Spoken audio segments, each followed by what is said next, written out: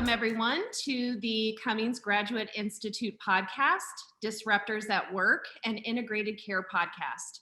CGI is a private accredited nonprofit university offering the Doctor of Behavioral Health program in a 100% online format.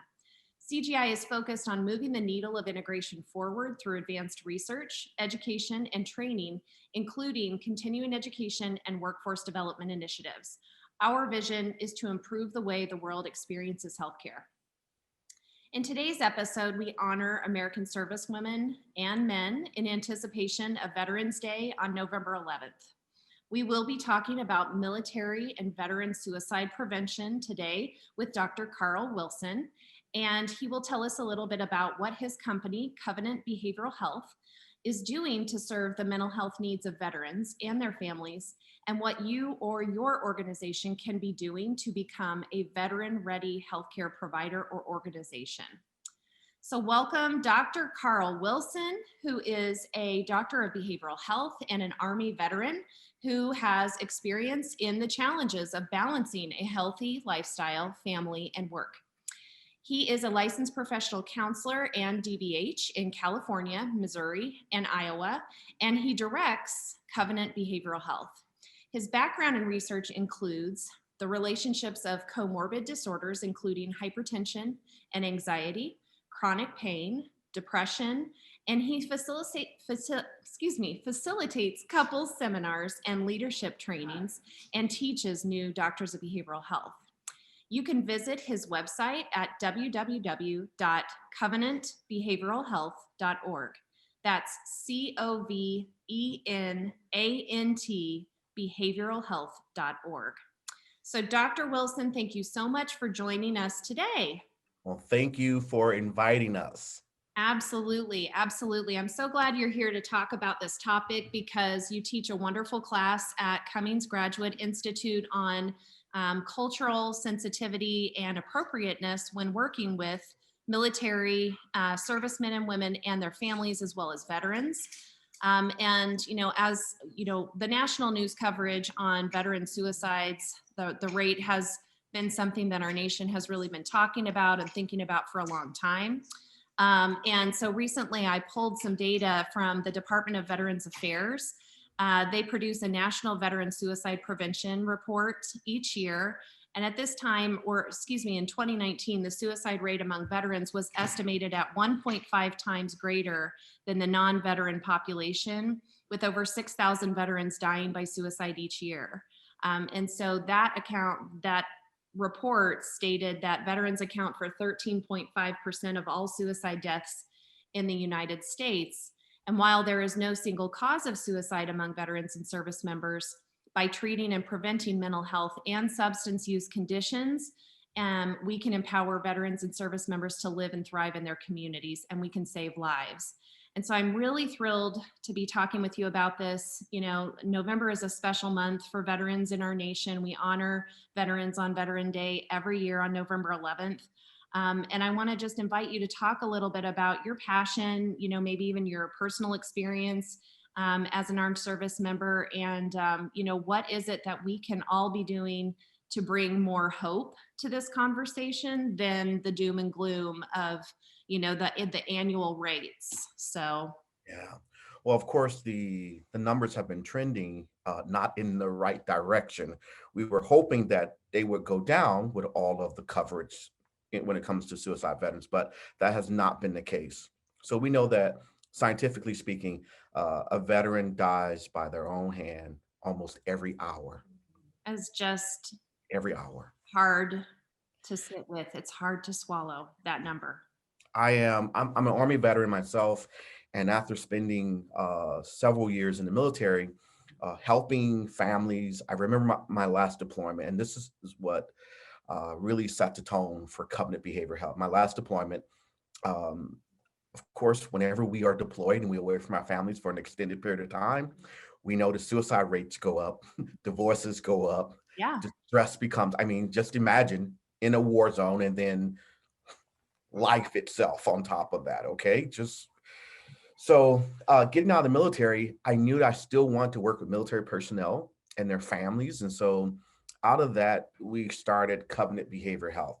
And one of the biggest as a recruiter in the military, knowing that you were personally responsible for sending children, adults to, and they may not come back home, which is really where our passion came from, to make sure that we were able to bridge the gap. One thing I noticed that was missing, so the military has a program where when you're getting out of the military to help you transition back into civilian life. It's called many things across the different branches, but in the Army, it's called the ACAP program. And it's a civilian assistant program, is what it is, to help us reintegrate. Well, I really feel like we were failed in that transition, and you saw it with the Vietnam veterans. You saw, and it has consistently stayed about the same when it comes to transitioning. I mean, in essence, it was, here's how to write a resume. Employment focused. It wasn't really the spirit, the psyche, the health of the person. And that's a miss, that's an opportunity missed. The compounded trauma that a military personnel experiences, and we're talking about just, I'm talking about chronic trauma, Right. deployment after deployment, and then you send them back into society and you say, here's how you write a resume. What a huge failure. And it has to feel like that on at the service members, you know, level. They have to go, this is it.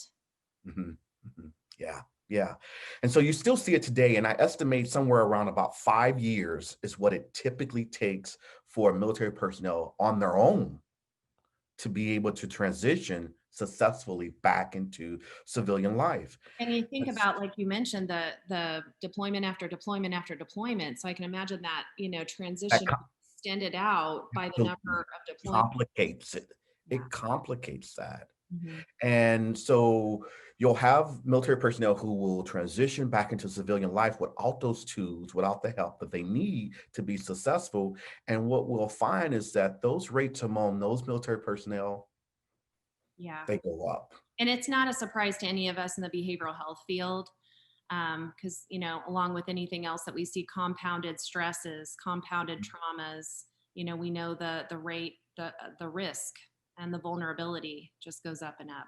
Absolutely, absolutely. When your brain experiences those traumatic events, it rewires you, it changes. And just imagine coming in with trauma already into the military and then experiencing trauma on top of that.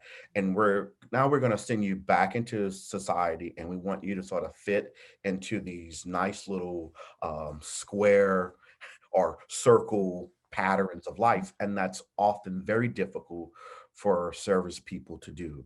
And Covenant Behavioral Health has really tried to bridge that gap and to offer an integrated approach to helping military personnel be successful when transitioning from active duty reserve life back into civilian life. You know, thank you so much for talking about that. And I love how you described it as an integrated perspective, because there are two things that I know I've learned, you know, just through my own DBH education, and just, you know, recently really through the psych armor, you know, trainings, and also through, you know, just looking at your class and your curriculum for your class at CGI. One is the importance of integration, and the other is really having that deeper level of awareness of military culture. So can you Mm. talk about how integration and, you know, the military cultural understanding are important for practitioners? Well, I think the VA, although we have a lot of un not nice things to say about the VA has led the way in the integrated approach. For many of years, the VA has done that. But there's been this slow process when that transitions or translates to our civilian population, which for military people, when they get out of the military, typically we're not very fond of the VA. So we don't want to go to the VA. We rather go to a civilian outside provider and get our healthcare. And I hear that a lot from the patient population I work with. You know, for as you know, my population is maternal mental health. I work with a lot of moms who are either former military themselves or are married, are a military spouse, and they try to avoid, you know, going to the VA because of the delays in care or quality issues with care. But then, you know, their benefits, TRICARE, not everybody takes TRICARE. Yeah. That's an Yeah. issue too. So, you know, for the service members, what do you find when you talk with them are some of the frustrations or barriers for them at the VA? Well, there is absolutely an access to care, even at the world's largest healthcare system. There is, I mean, you're talking about waiting sometimes 90 days for an appointment with a specialty. And even though there's been a lot of change, and I'm so thankful for the change that I do see is slow, Mhm, uh, I want to say, but I tend to see it being consistent. mhm. You know, the change has been access to care. Another one of the things I'm going to say is uh, respect. Yeah. We are a different group of people. Military personnel is, we really thrive on some core principles. All right. Mhm, Respect is one of those, honor, courage, mhm. you know, and so when we don't get that from a provider, it is a disservice to that relationship. Sure. So we've taken the approach of making sure that we are 100% veteran ready certified in our organization, even from the medical assistants. Absolutely. Has to be the entire organization. There cannot Everybody, be a weak link in that chain. It cannot happen. everybody, Yeah. everybody. And as you know, probably, I think you know this, Carl, CGI as an institution is certified veteran ready as an educational institution because we have that level of commitment Yes. across the entire organization. So every CGI staff member, you know, we made it an absolute priority to make sure that we were veteran ready. And um, I completely agree with you on the level of commitment for respect for the honor and sacrifice and courage, you know, that our military service members have been, you know. Yeah. It's very important. It's important to be able to connect with, and you can survey, take 10 military personnel and survey them. And I guarantee you they all will say that being able to relate and to know, and it doesn't have to be a whole lot, but if you know a little bit about who we are, where we come from, it sets you up for success when building that therapeutic relationship. And I'm talking about therapeutic relationship when it comes from a PCP to a patient, from a behavioral health provider to a patient. It's incredibly important to know what branch, what rank, you know, when we talk about, we have some, we're a really big acronym organization. We use acronyms for everything. And again and again. And in the behavioral health field, we can relate. Am I right?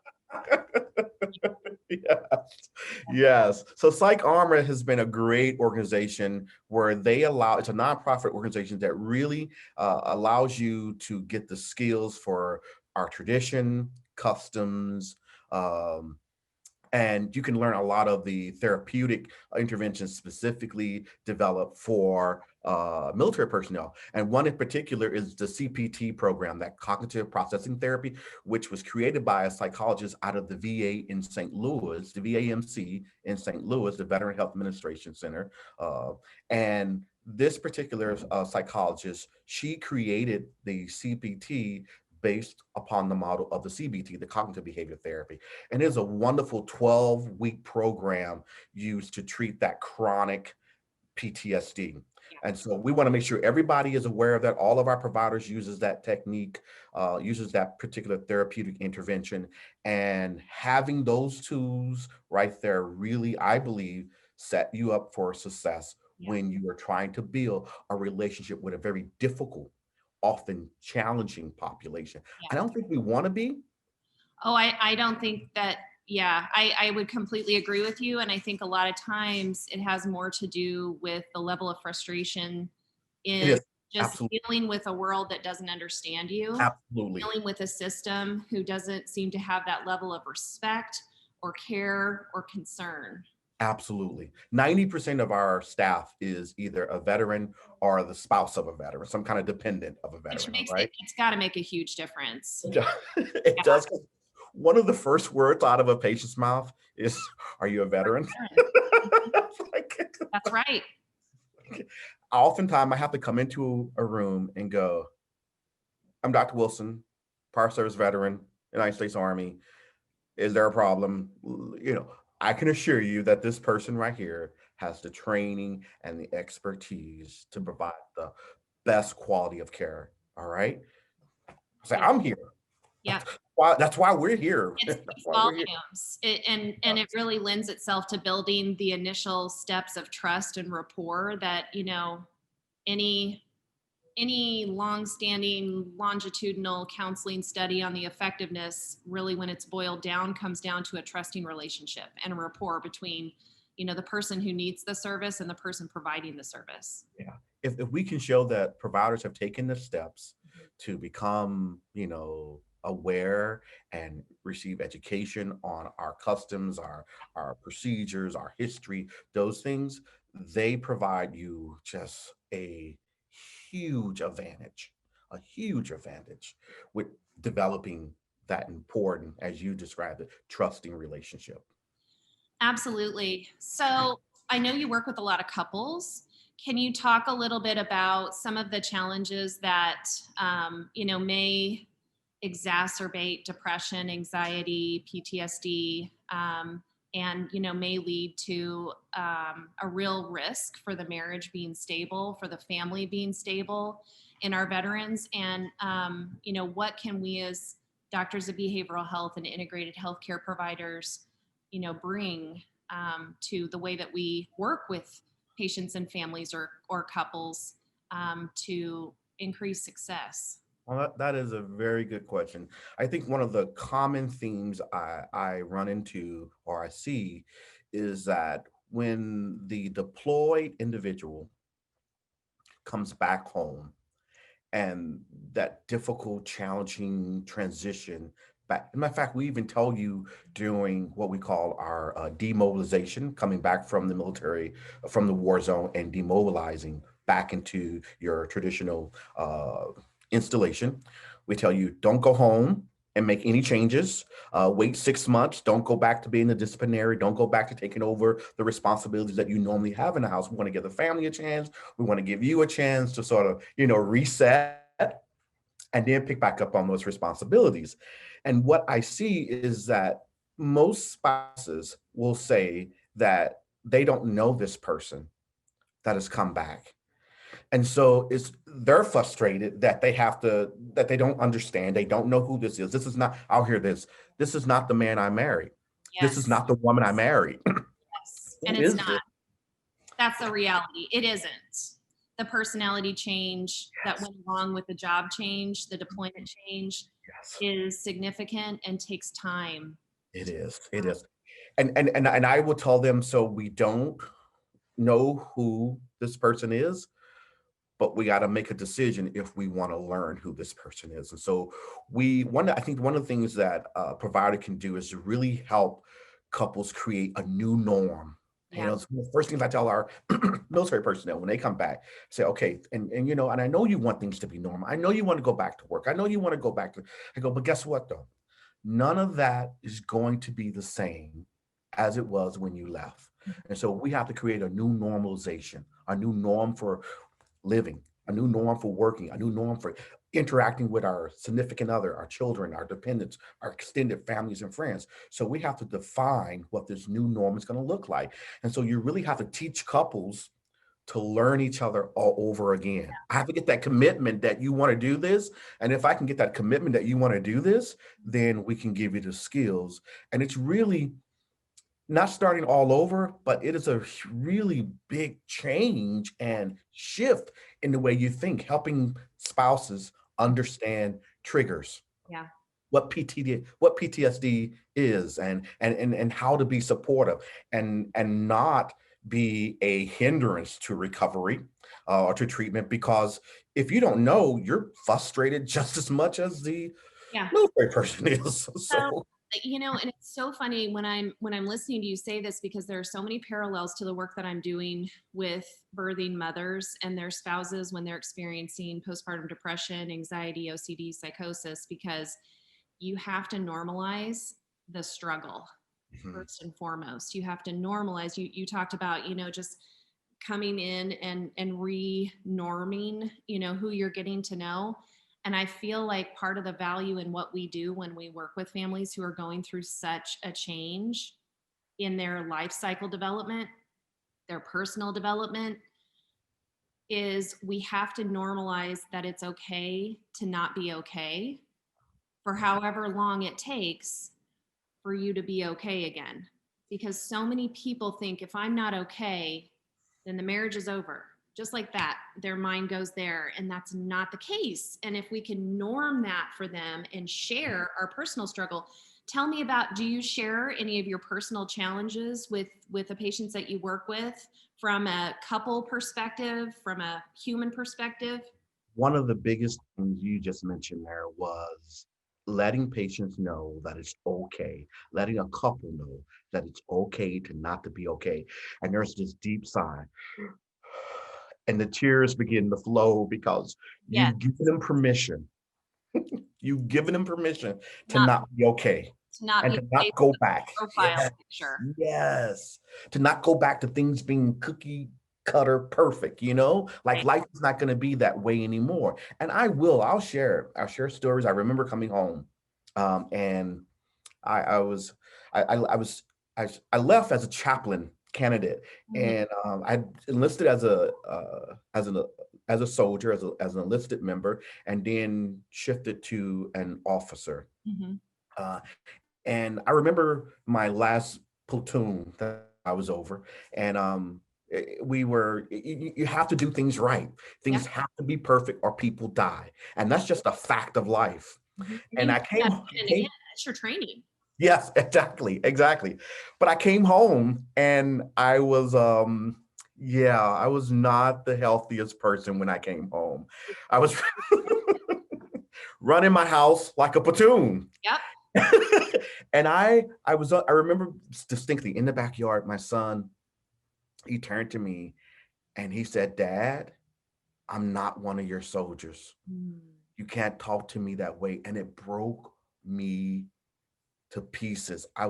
It was that aha moment. I was like, "Oh my gosh, what am I doing? I'm treating my family like they're our soldiers." And that was the key to let me know that I needed help, that I need to talk to somebody I'm right there. so glad that you had that recognition individually, because I think what I hear a lot of times is women who are a spouse of a person who is receiving that feedback, and they see the person withdraw into depression because they're so afraid to seek help because some of that cultural.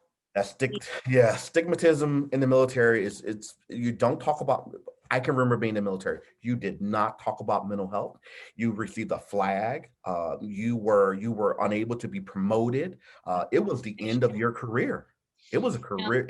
that's the same with a lot of our first responders. We do a lot of research, and there are some of our students are looking at, working with first responders, including police and fire and EMT Mhm. professionals.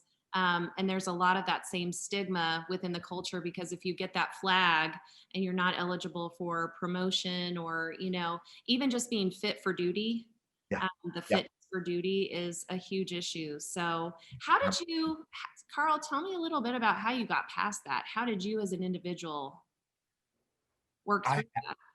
I have to admit it was a lot of work, but Mhm. it was rewarding work. It was challenging. It was difficult. And I really had to try to see, even within my marriage, Yeah. I had to try to see. I'm almost embarrassed to mention it. I used to make the kids clean the bottom of their shoes Mhm. when they set them down, came into the house. I mean, Yeah, no, I totally, and yeah, having been through postpartum depression, I can tell you, I can relate to some of the things we bring with us. yes. So I had to find more gray in my thought process. Mhm. I had to be okay with not having everything perfect. Because when I required everything to be perfect and everything to be just the way I want it to be, it caused me distress. It caused my loved ones distress. And who wants that? Who really wants to cause distress? And so in therapy, I had to learn how to become more gray, more being right and wrong at the same time, and Yeah. that it was okay to be both right and wrong. You And know, that was so huge relief. yeah, and that's such an interesting concept, don't you think? Because the rightness of being right from a military perspective is totally sometimes polar opposite It is. Yes, it is. rightness of being right from a And it doesn't even fearful make place. sense. It doesn't even the So right. how do you put those two together at the same time in your mind and decide what's right? That's so Yeah. challenging. Yes, and that's what I mean by how difficult it was. But I do believe that we can do it. I believe that we can learn those skills. We Oh, can be absolutely. taught those skills. Yeah. Don't you On think that it's helpful in the therapeutic process to work through hearing the validation of, yes, that is a thing. Yes, other people feel that same thing. Yes, other people are struggling with this as well. And yes, it's hard. And it's no wonder. It's again that normalization of that struggle takes that, the COVID-19 this year has had, we've seen a 300% increase, yeah. Mhm. 300% increase in couples and families Mhm. just being stuck under the same roof Stuck in here. the same roof, can't escape, can't go anywhere. Yes. You're gonna go upstairs, In the garage. I mean, garage. yes. People are afraid to take a walk. Their dog might catch COVID. Dang, it's not been And easy. that depression mixed with anxiety has sort of become that national diagnosis for just Yeah. COVID. It's the COVID-19 diagnosis, I feel okay? like we should be able to diagnose COVID-19 and get it reimbursed. It's a new CPT code. So telling people that, listen, you're not the only one. Mhm. It's very normal right now. It's common to hear couple after couple say the exact same thing. And so let me validate how you're feeling right now. Let me validate what you're thinking right now, because we're all in this together. Yeah. And that has been something that I can see that has really provided people a relief to know that, okay, it's not just my kid. It's not my kid's not the odd one, Right. it's lots of kids are going through the whole being cooped up in the house. And Right. so Right. that validation, you're right, that validation is incredibly an important tool that providers can use with help normalizing what we're going through right now. Yeah. Yeah. Mhm. I'm so glad to hear that you've seen that tremendous increase in the number of couples seeking care. Yeah. Makes me really happy because, working with women, a lot of times you recognize that a lot of their depression and anxiety is due to a relationship problem. And you can invite the couple to come in, but sometimes one partner isn't willing to join. Yeah. How do you approach that with the couples you work with? Yeah. So we do see that sometimes, and and I'll tell that couple, listen, it's okay. It's okay. I, I have you. That's what's important. So let me teach you the skills, and then you can model that behavior at home. And let me tell you what we see. We see them go home, and it could be a male or a female. We see them go home, and then what will happen is that spouse will come and say, "Okay, what's going on here? Because this is not normal." It's like, how did you get them to? And do you often hear, okay, he or she came home and they said this, and I've been saying it for years, but they said they heard it for the first time from you. And I'm here to tell you, I've been saying this for years. And you say, it's my magic wand, my therapy wand. Yeah. And then we see the couple come in together and get those skills, because we know that if we just have one person learning that, it's a long roll, but there can be change. But when we have both couples, both individuals in that session, then that process of change can happen a lot faster, and it provides almost immediate relief because they're both learning those skills is what they're doing. Yeah. Yeah. So important. And it's such a huge aspect, I think, of care that we don't hear maybe as much in the national conversation about supporting veteran mental health. Military service men and women's mental health is the idea that it's the whole family. It's, the transition and the recovery from deployment is huge, and certainly is something that an individual goes through. But any individual that's part of a couple or a family, is, you know, inevitably going through. Want to be impacted. The The spouse, time- the partner, the family members, the children, not to mention that person's mother and father, sisters and brothers who were Mhm. traumatized by their loved one being deployed and, you know, in a potentially life-threatening or definitely life-threatening situation for months, possibly, you know, years or more. And so I think if we can talk a little bit more about that and how to care for the whole family, that I- might help.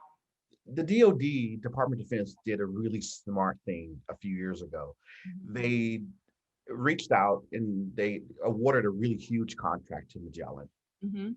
And they developed what's called the Military Family Life Counselor, the MFLAC program. Okay. And what they did is and then United Behavioral Health has now MHN, I think even got a contract also because it worked so well, this model did. They found these counselors and they gave them all the training for military customs and courtesies and all of that. And what they did is they embedded them within the units, not only at home on That's the incredible. installations. Yes. So they're in the schools. So Okay. where the kids are being impacted, they're in the schools, they're in the dining halls, they're walking the installations, the bases. And it went so well, they started embedding them with the deployed units, is what they So started incredible. doing. Thank goodness. Yes, Well, I'm yes. glad to see, you know, sometimes, as you know from being a provider for many years, like I have, you will see great programs end when the grant funding end, or, you know, and instead of building on the progress you've made, you see the work come to a A wall. screeching halt. And when that Mhm. happens, there's a huge hole, a tear that is ripped in the fabric of that community or that unit or that Mhm. school. So I'm so glad to hear that they're building on that work They instead of, are. you know, They funding for a short period of time and then. Yeah. I think they looked at the science of how children were being impacted by the recurring deployments and the parent coming back home or both parents being deployed. I How can't about imagine. both parents being deployed? All right. I mean, I have couples that come here, they both have PTSD. I can only imagine. And, you know, the work that you have to do as a deployed service member, and then to come back to your normal world and your Yeah. normal, you know, your civilian relationship, Yeah. your civilian family. I can only imagine if both people are deployed, how much longer. Again, it's that stacking of Uh-huh. Yeah. vulnerabilities. Yeah. Yeah. Yeah. Yeah. So And it does. It vibrates throughout the entire family system. You're talking about the children. You're talking about the extended family and friends are yeah, all impacted by that. Yeah, yeah. yeah. So in communities or schools that take a trauma informed perspective, when it comes to you know, families or service members who have PTSD, is a trauma informed care enough, or is a trauma informed care approach enough, or do you feel that, you know, additional training to be veteran ready, to be service member, you know, do you feel like that's best? I don't think trauma informed care is enough. It's one of the many pieces of the puzzle that we need, and I'm grateful for it. I was just having this conversation about when it comes to treating patients with PTSD. It really does take a little bit of this, a little bit of that, because each individual is different. I mean, Yeah, I know you know as a provider, but the family system, the history of how an individual was raised, what we know is that you can take a person from New York and a person from Iowa, take them to the same deployment, they receive the same and see and experience the same traumatic experience, but only one of them will come back with PTSD. So we started looking at why is that the case, you know? And what we saw was that this person's history, how they were raised, their biopsychosocial information provided this information to show us, oh wow, so they had pre-existing, you know, latent issues, and and the military exacerbated that. you know, yeah, and I love how you put that, because if we can look at the totality of trauma in a person's life and educate them about their risk factors and what they can do, and that they might need to do some things differently to prevent things from exacerbating and becoming overwhelming for their mental health, for their nervous system. Mhm. It makes a huge difference. I noticed when I started screening my patients for adverse childhood experiences, ACEs, Mhm. and in that first meeting, I would say, after they completed the ACE screening tool, in a private setting, we would talk about what the ACE screening tool is, what adverse childhood experiences are, and how they can relate to more vulnerability in times of stress, and that isn't a death sentence or a vulnerability for life sentence, but it is a roadmap for how to take the best care of yourself, to optimize health, and to mitigate what could potentially throw you off track. And I'm guessing that you probably have those conversations with an eye, or with a specially tuned into your recent trauma on top of your adverse childhood experiences, means that we need to approach health in this specific way. We've got to make good use of these strong evidence-based strategies. Absolutely. So you have that pre-existing sort of that has certainly informed the way you think and the way you process.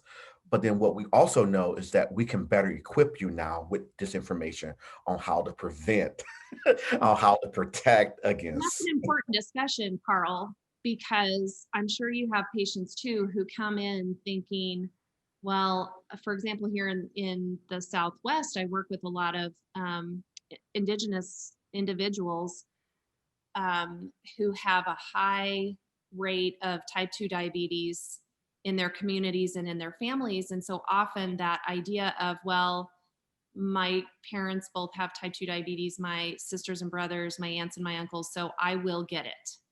I imagine that part of that perception might be true for military service members. Well, I'm being deployed, so I'm probably going to come back with PTSD.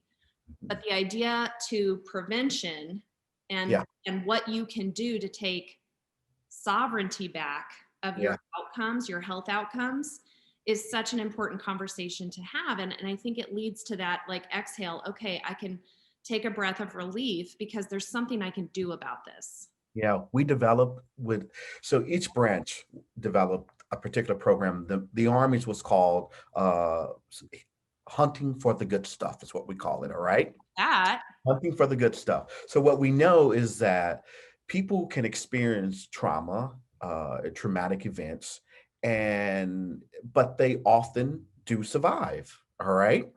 So if you help people look back at those traumatic events and say, well, how did you recover? How did you maintain? How did you survive that? And you help them identify what they did well during those particular times. We call it resiliency training. I love that, because it's all about, isn't it? It's looking at, let's really look at the example of how to survive and how to thrive Yes. during times of extreme difficulty. Yes. Yeah, absolutely. Kind of going back to the work of Viktor Frankl, some of those really important Mhm. teachings from life's most dark and Absolutely. difficult moments and Absolutely. situations. Yes. One of my favorite books, Man's Search for Meaning, and one of my favorite people to read when we talk about psychotherapy, Viktor Frankl. And it's the same thing we do with the resiliency training. I used to teach resiliency training in the Army, and I would show how you've had people die before. Yeah. You've lost people before, and but look at you. Mhm. Look at you, like, look at your hands, be mindful of your heart beating and where you are, and you're standing here today. So it's not a death sentence. It doesn't mean you have to develop PTSD, all right? Because you have already shown that you can maintain, Right. that you can recover. And so we have to tap in and literally hunt for because life is so terrible. Yeah. As a soldier, as a military personnel who is deployed, you see stuff. I remember, like, I never want my kids to experience and see this ever. I'm so grateful for this nation. I know we have our problems, but I still love this country. It is the best country in the world on our darkest day, this is still the greatest place in the world to live. Okay. And so teaching them that you can have those experiences, but you got to look, what is it trying to teach you? What is it doing for you? What does it do for you? And helping people sort of make those connections on their own and realize, I mean, it builds that resiliency. It builds that ability to, it's actually a protector factor against PTSD. That's It's right. a protector factor against PTSD. Right. And you could easily see why, a lot of behavioral health consultations for me are, let's look at what makes sense. So if you're feeling this way, let's look at what some of the triggers are. And now we can see, oh, well, it makes sense that you're feeling depressed, anxious, stressed out, distant from your partner, distant from your children, distant from, not engaged, dissociative at work, not being able to focus. So if we can make it make sense and then kind of shift the focus to, how do we get through this successfully?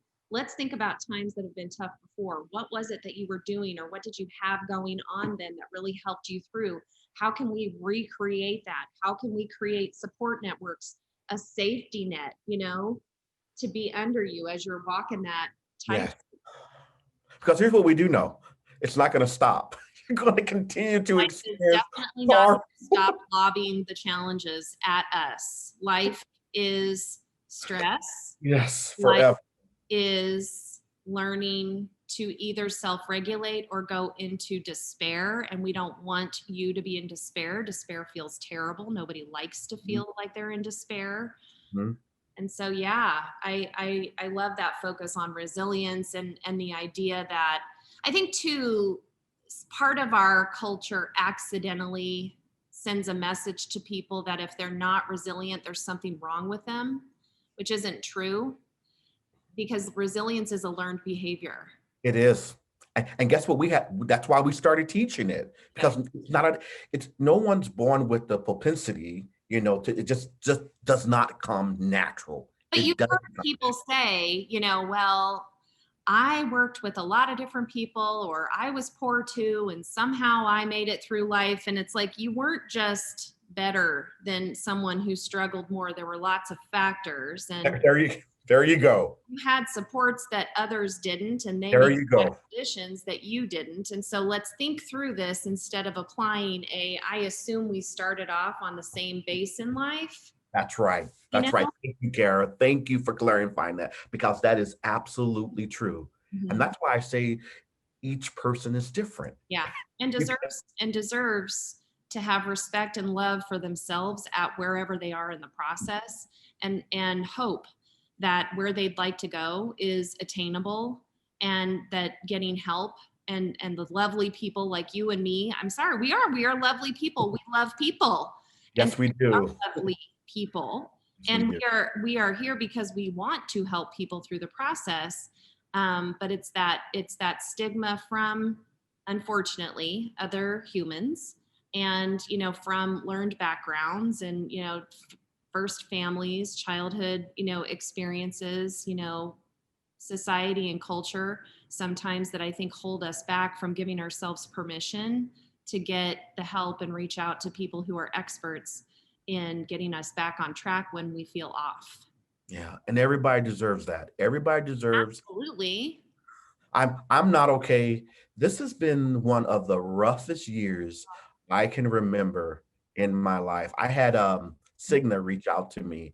They wanted me to do a national group for African Americans doing the whole upheaval recently this year. And I couldn't do it, Cara. Good for you, because the thing that bothers me most, and this has been part of the conversation and needs to continue to be a conversation, why are African Americans being burdened with the burden of African Americans and the racial inequalities and the social disparities and the inequities? You cannot be looked to explain it. I know. All right. And, just the pressure inherent in that, and I've been talking with other African American colleagues about the same thing. And it's the level of exhaustion and burnout from I'm laughing alone. I'm laughing because it's like, I need to be in the group. What do you mean? I Thank can't. you. That's right. That's right. And yes, absolutely you do. And all people of color deserve to be in the group. So how can we as a nation and system, address this without continuing to burn out those of you who are also overburdened as it is? Yeah. Yes. Oh my goodness. Yeah, that's a question to be answered there. And I don't have people often they ask our team here has been like, Dr. Wilson, are we gonna do a podcast? Are we gonna do Mhm. yeah, if you want to do one, I'm hoping that one day I'll be back in a place. I feel a lot better. I Yeah. do feel a lot better now. But I was not okay for a long time Right. this year. I was not okay. And it took me just really focusing on me Mhm. and trying to better myself, my health, talking to somebody, one of my, somebody who I talk to. And it took me just doing that and sort of being okay with not being okay to get me back to where I am today, Yeah. where I am today. And I still don't have answers, Right. you Mhm. know, I don't Mhm. have answers, but I do think Mhm. is worthy. A conversation is worthy to be had. Absolutely. And I'm Yeah, thinking of, service members of color and, our police officers of color and, yeah. people who are in positions that are, again, it's that stacking of vulnerabilities. California Highway Patrol reached out this year to me, knowing that I was an African American, and Hmm. they wanted us to provide psychological first aid Yeah. to to their to Highway Patrol, and I did okay that. Hmm. I did okay that. I want to. Everybody needs help. We're all in this together. No Yeah. matter what, we're all. When one of us does well, we all do well. When one of us doesn't do well, we all don't do We well. belong to each other Oh and we yeah. are Oh each yeah. other's family. And, Oh and when we look at it from that perspective, it's easy to know the next right thing to do, yeah. isn't it?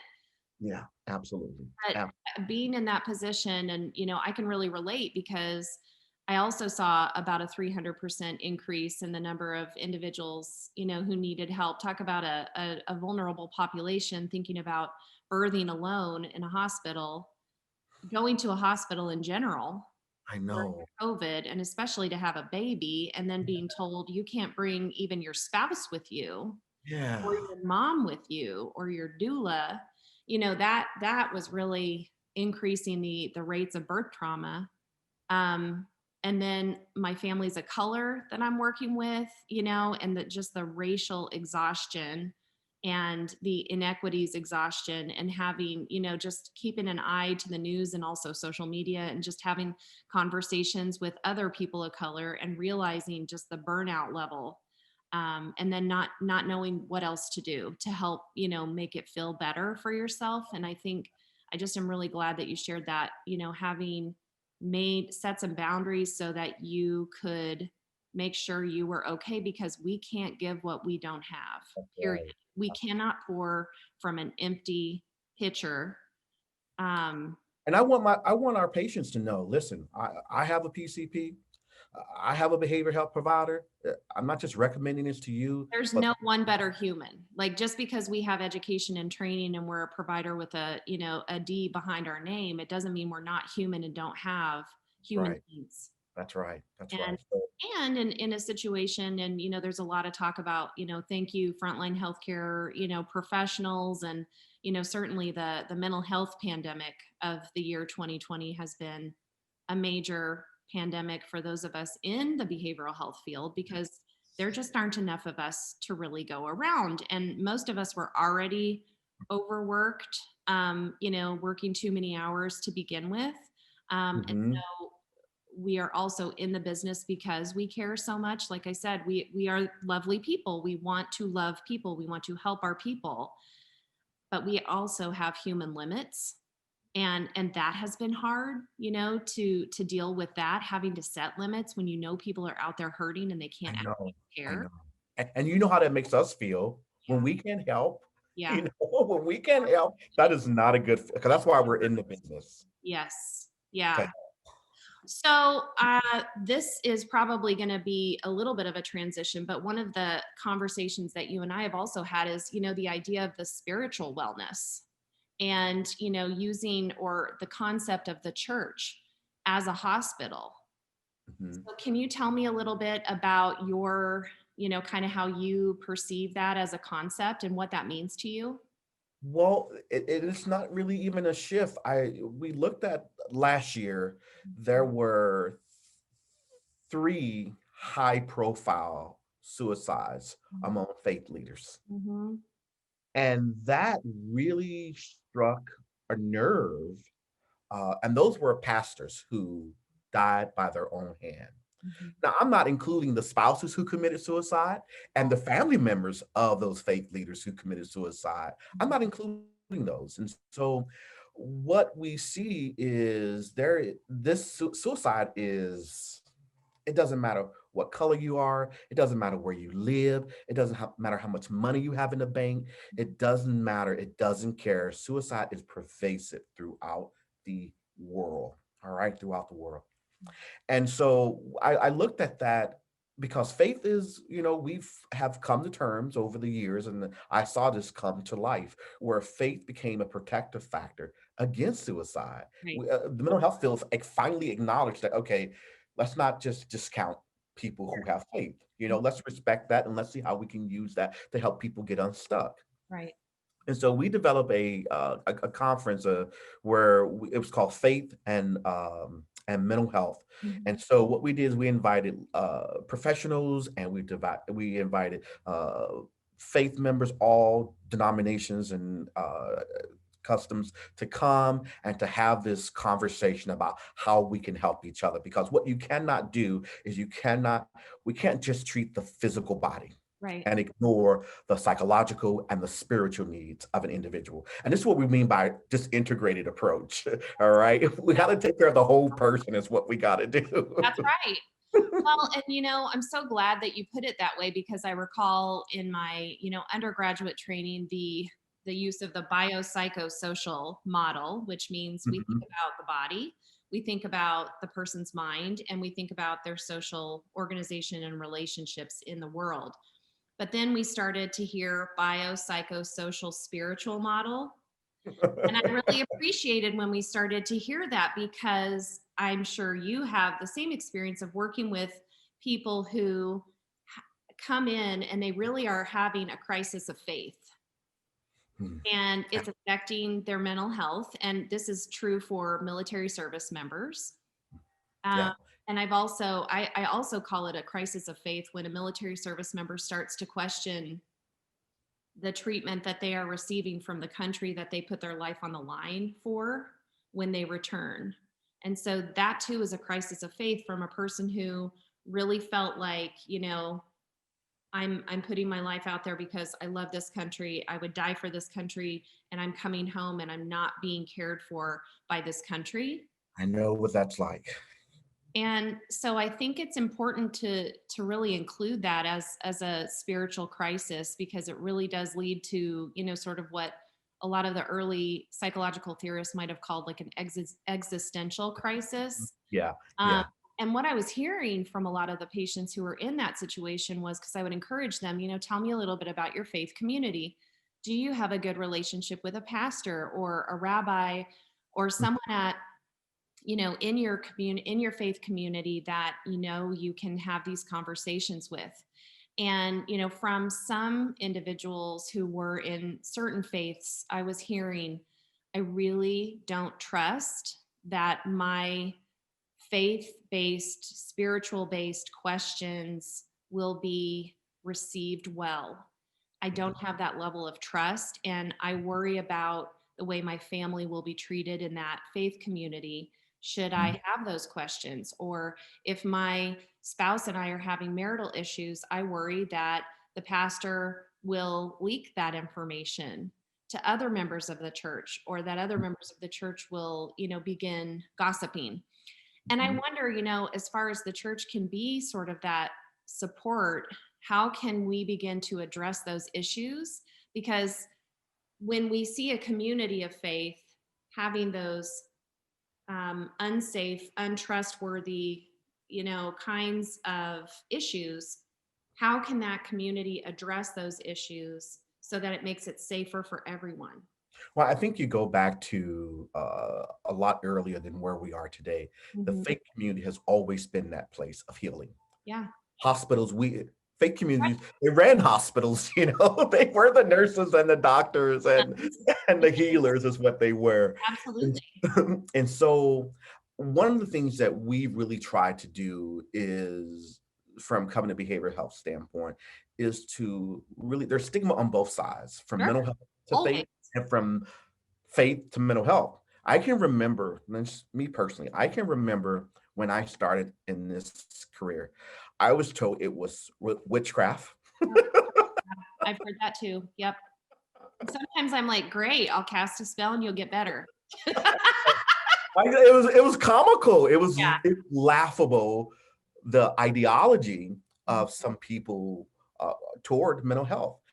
And so what we try to do is break down that stigma Yeah. and to really educate and to teach pastors and lay members, this we have a lay counseling certification program and where we really try to help train lay members and pastors who provide counseling, sort of this psychological first aid for Right. assessing Yeah, and that's great. determining if it's something that you can do or do you need to refer to a professional. Sure. And then even when it comes to the professional, teaching them like, okay, this is something you can do, but then you may need to include augment treatment with pastoral care or so. Yeah, it's really that it boils down to integration. Mhm, mhm. Being able Yeah, to see the dimensions, and the transsectional, kinds of relationships yeah, we have absolutely.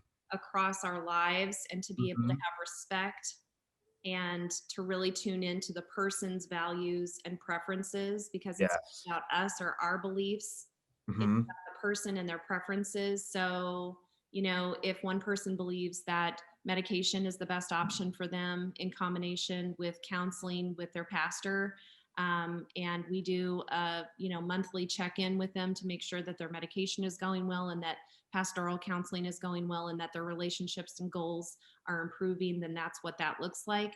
And if mhm, another person decides that they would prefer to use a naturopathic or complementary and alternative approach, or no medical approach at all, mhm. Yeah, I think we have to be open to all of that. And I also think there's that idea of cultural sensitivity, but it's more like a humanistic right to just believe what we believe and have the preferences and values we have. we're talking about patient-centered care. Yeah. A patient has the right to choose and to be a part of that. I may be, listen, yes, I have the degree and I may be the expert in a lot of things, but I'm not the expert in Cara. That's right, and I'm All not right. the expert in Carl, and I would tell you that all day long. I would tell any of my, I can, and I, one of the things that I like to say again and again is, it doesn't matter what letters I have behind my name, what my name is, or what I say. If you disagree with me, I want to know so that we can talk through it. I provide information for you to consider, but you are sovereign over your body, your health, your family, your Treatment, relationships. absolutely. And, if I make a suggestion that you disagree with or that hits you like a no, that's okay. And it is all right to tell me so. And if I check in with you on something I, made a suggestion of that you said, yeah, okay, I'll try that. And you got home and you decided that's not going to work for me because of X, Y, and Z. And you come Mhm, back, you're not in trouble. I've actually had patients tell me, well, I thought I was going to be in trouble. I hated to, I was nervous about our appointment today. mhm. I didn't want to tell you that I didn't try that strategy that we talked about so much. And I'll just say, that's okay. What got in the way? What changed your mind? Tell Yeah, me more. I'm glad you made the decision that was best for you. yes. But I wish I could like scream it from the mountaintops that you are sovereign and that you should not feel like you're going to get in trouble by your healthcare provider. Yeah, and that goes across the board here when we talk about.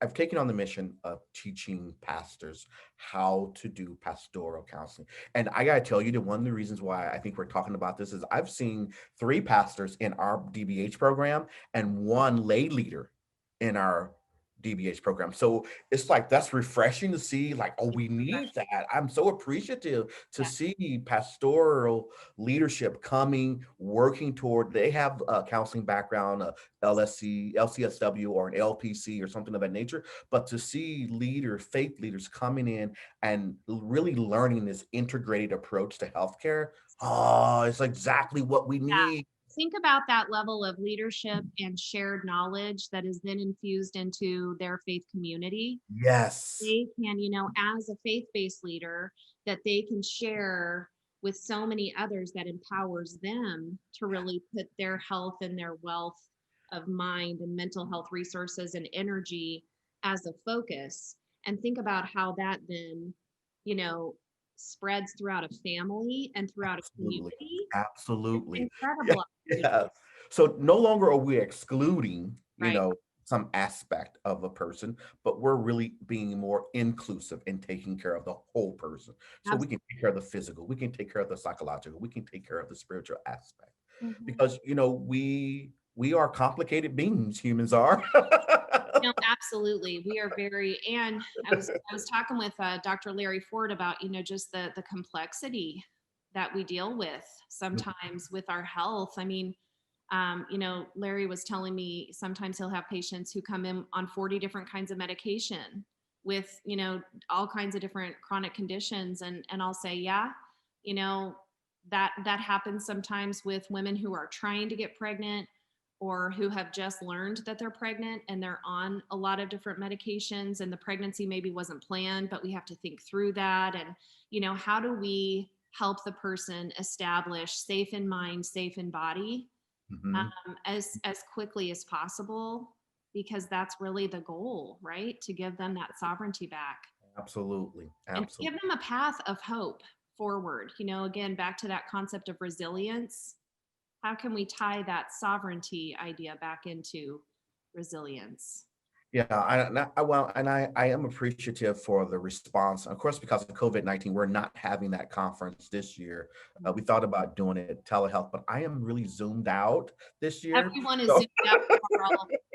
Everyone is zoomed out. And I got to tell you, I think we need to just like hit pause on virtual conferences. Like, do we all need continuing education? Yes. Do we yes, need more Zoom? No. no, no, no. So we Maybe we postponed. should get bullhorns and go up to the nearest mountains and just say the things we know. So yeah, so we postponed that this year, and so we're planning next year to be better than we were last year with this particular conference.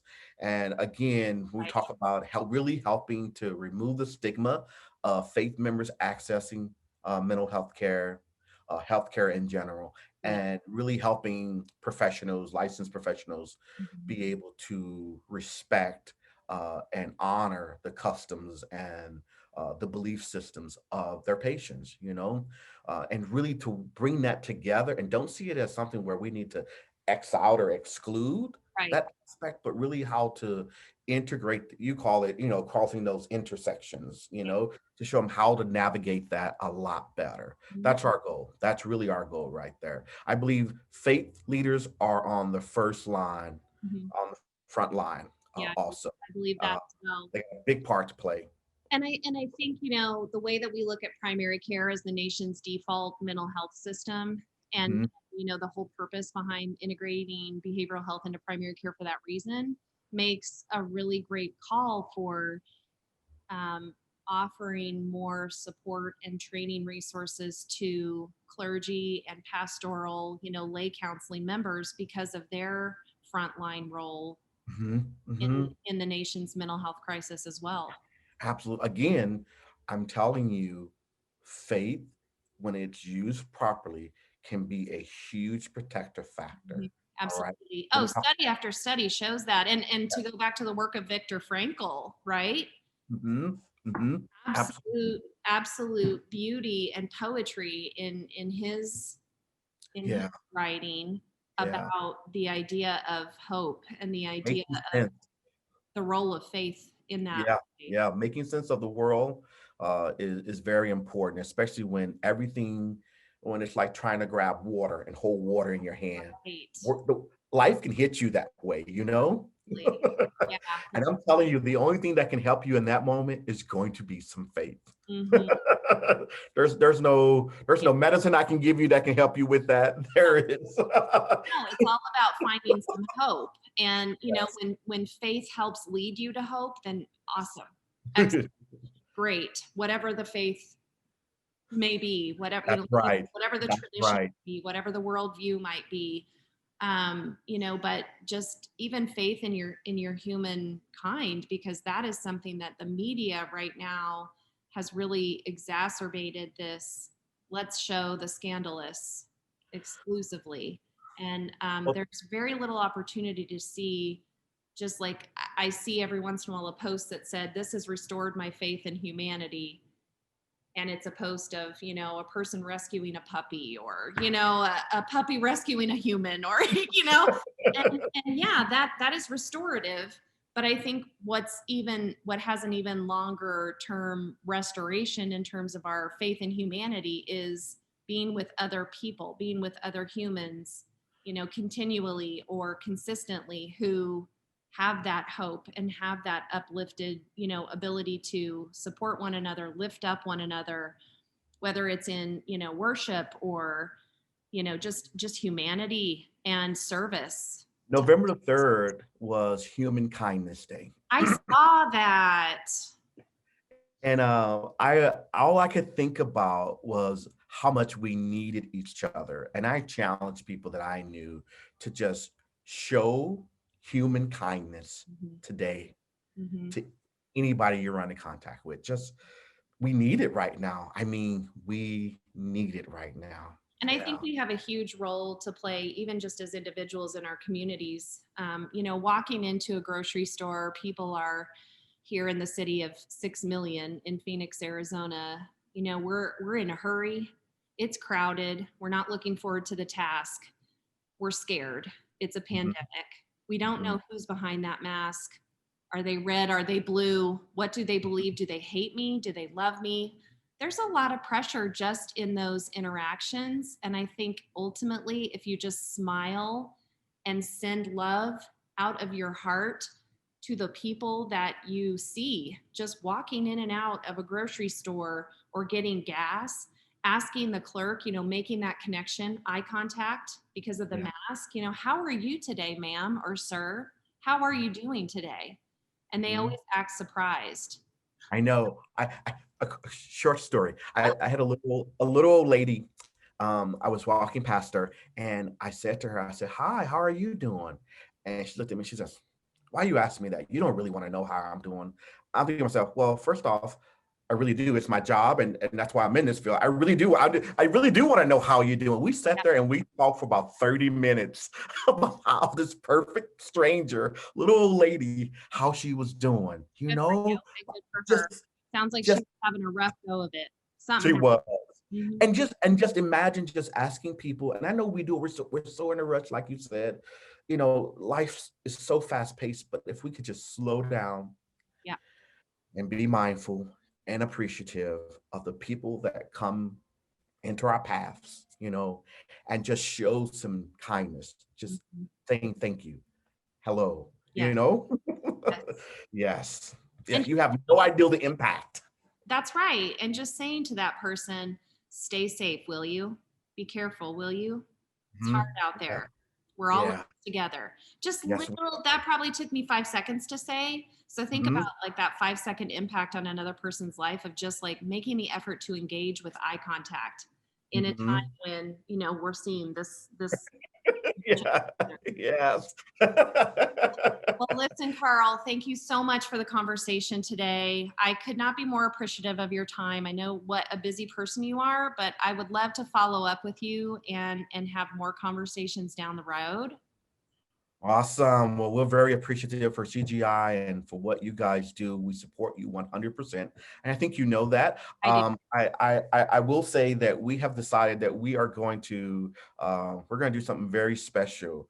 We put it in our budget. So we're going to start a scholarship with Thank CGI. you. All right, $5,000 scholarship is what Oh we're my doing. goodness. Thank you so much, Carl. That's a wonderful, wonderful thing. And I We're could not so be more appreciative. grateful. Well, So thank appreciative you. of Thank you, Scott. you. We are so appreciative of you. And, having you as, what we sometimes call the Walmart greeter with Dr. Young, the first two instructors in the program, is so important to us because, you and Dr. Young are among a wonderful group of doctors of behavioral health on our faculty that mean everything to our students. And I could not be more grateful that, you've supported us from the start and so strongly all along. So We thank you believe in it. for being there. We believe in it. You got it. Well, you Do take lots care. more good things together. I'm excited about it. Yes. Yes. Thank you so much, Dr. Wilson. Great Okay. to talk to you today. You got it. Take care. All right, you too.